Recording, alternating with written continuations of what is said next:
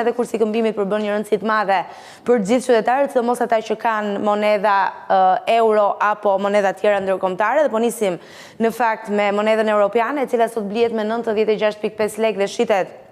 me 97.3 lek, dollari amerikan blihet me 82 lek dhe shitet me 83.1 lek, mëtej poundi britanik blihet me 110.2 lek dhe shitet me 111.4 lek, lira turke në blerje 1.91 lek dhe në shitje 2.03 lek, dinari maqedonas blihet me 1.51 lek dhe shitet me 1.59 lek, rubla ruse blihet me 0.79 lek dhe shitet me 0.89 lek dhe juani kinez blihet me 10.72 lek dhe shitet me 11.64 lek.